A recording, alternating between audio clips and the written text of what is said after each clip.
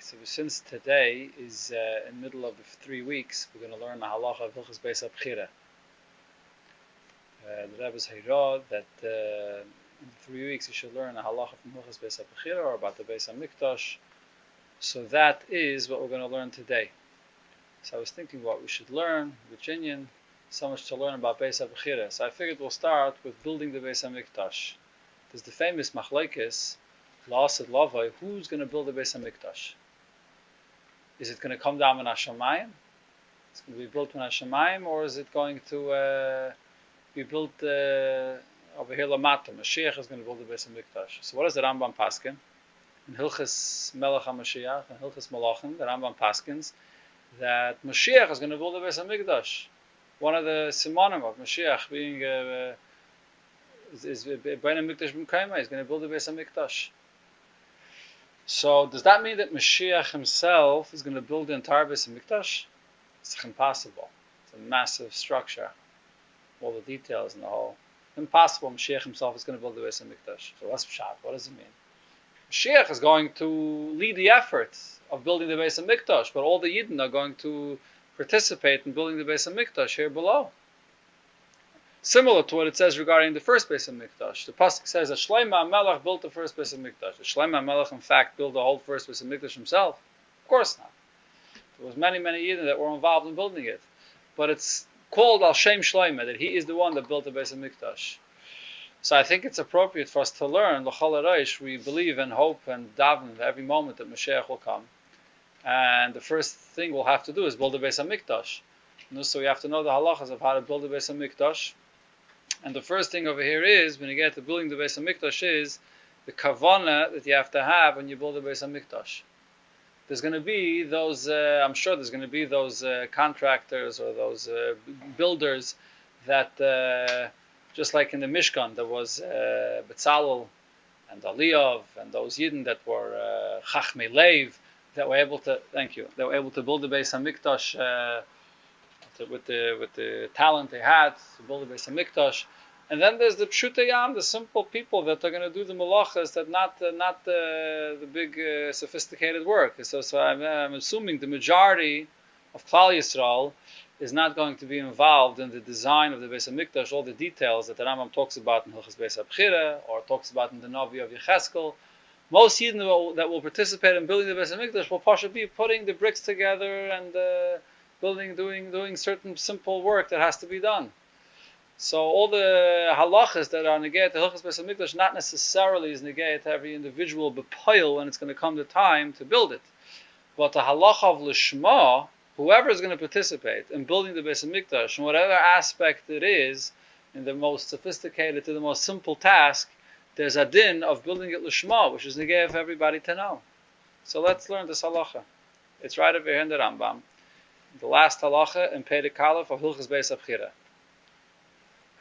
Sagt der Rambam, ein oisen kol hakelim mitchilasan elo l'shem hakodesh. When you build the kelim of the Beis Hamikdash, they all have to be built l'shem hakodesh, for the sake of the kodesh of the Mishkan. So the Rambam, interestingly, is talking about the kelim. So there's building the Beis Hamikdash, the structure of the Beis Hamikdash, and then there's the kelim of the Beis Hamikdash. So here the Rambam is telling you that the kelim of the Beis Hamikdash have to all be built with a kavanah, with the intention that it's l'shem hakodesh. Then the Rambam adds, V'im naso mitchilosan lehedyet. If when you built this keli, it was made originally for a purpose of a use for a hedyet, for a mundane use, ein oisen legavaya. You can't anymore use it for gavaya, for the Beis Hamikdash. Okay, so let's stop right over here. So let's understand exactly what the Rambam is talking about when the Rambam says that the kelim have to be built l'shem hakodesh. What's exactly the pshat of this din? What exactly is the kavanah that you have to have, l'shem hakodesh? Is it just enough to have these two words? This is the kavanah. I'm building the kelim l'shem hakodesh. That's it? Not so pashut. It's not so pashut. So let's start from the most lenient opinion and the way to explain what the Rambam says, and we'll work up to the most stringent opinion of what the l'shem hakodesh means. It's not spelled out clearly in the lashon of the Rambam. For example, let's compare it to another mitzvah. There's many mitzvahs that have to be done l'shma. When you're baking matzahs, so you also have to bake it l'shem mitzvahs matzah. That's it. It's not more complicated than that. L'shem the mitzvah of matzah. But over here, this l'shem hakodesh is a little bit more complicated than that. So if you look in the Mefarshim, so first of all, there's a tshuva sefer by the name of Shev HaKoyen, which was written already from, it was a Rav in Germany. It was a sefer that was printed in Bismane of the Alter Rebbe, and it was a very big goin, and he discusses this halach in the Rambam here. And he actually learns that the pshat in this Rambam is that not that you have an obligation to have a kavana l'shem HaKodesh when you make the kelim of the Beis Hamikdash, build the Beis Hamikdash. Rather, what the Rambam means is, as long as you don't have a kavanah that you're building it for your own private mundane use, it's fine. If you start making a keli and you're not having any kavanah whatsoever, making a keli, person could be making a keli and let's say with the intention that it could be sold to somebody, and the person that will buy it will decide what he wants to use it with. So the guy that made the keli didn't have any specific kavanah at all. Stop making a keli. So he says it's fine. The Rambam does not mean to say that you have to actually make it l'shem kodesh. As long as it's not made l'shem hedyet for mundane use, it's good enough. What's his raya? So his raya is two things. First of all, there's different opinions regarding the source of this Rambam. Where did the Rambam take this halacha from? All kinds of opinions. So he brings from a Yerushalmi where there's a machlokes over there regarding actually a similar Indian of when you're making something for a mitzvah, which is over there, the Yerushalmi is talking about tefillin. What happens if you have hide that's turned into the parchment for tefillin? And it was l'chatchila made into the parchment not to be used for tefillin, but to be used for a kameya, for a hedyet use, for a private hedyet, the mundane use. Could you then go and use that parchment for tefillin? So it's a machlokes in the Yerushalmi. The Tanakama holds that once it's made for a kameya, you can't use it anymore for tefillin. Rabbi Shimon ben Gamliel holds even after it was made for a kameya, you can take it and use it for tefillin. So he says, if you look over here in the source of this machlokes, what are they talking about? It's talking about something that was made for a kameya, made for a private use. Then there's an argument if you can take it and use it for tefillin.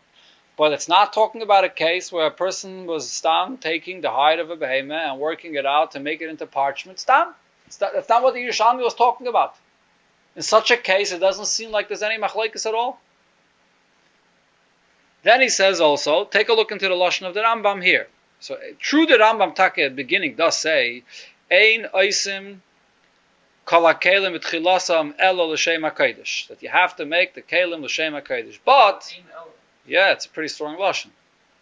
It's the only way it's going to be fit for use. But then the Rambam continues, V'im nasu mitchilasan lehedyet. If it was made for a hedyet, then you can't use it for gavaya for the Beis Hamikdash. So he says the conclusion of the Rambam is mashma that the issue only will be if you make it for a hedyet. The Rambam should have concluded v'im nasu shaloi l'shem hakodesh, then you can't use it for gavaya. He doesn't say if it was made shaloi l'shem hakodesh, as if it was made lahedyet. So the Rambam is clarifying that the issue is only if it's made l'shem hedyet, not if it's made stam. In other words, you read this Rambam, you have this in the Gemara many times. You can be medayik from the beginning of the Rambam one way, and from the continuation of the Rambam another way. It's like kashi reisha l'sefer. In the beginning of the Rambam it says, it has to be l'shem hakodesh. It's mashma if it's made stam, it's not good enough. It has to be specifically made l'shem hakodesh. At the end of the Rambam it's mashma that the issue is only if it's made specifically l'shem hedyet. But if it's made without any kavanah, then it's fine. So how are you going to taish this Rambam? So this Sefer, the Shev HaKoyen, he interprets this Rambam based on the source. He says it's mustaver to say that the Rambam is telling you that as long as it's not made l'shem hedyet, you can build the Beis Hamikdash stam without any kavana, and the kelim are good to be used for the Beis Hamikdash.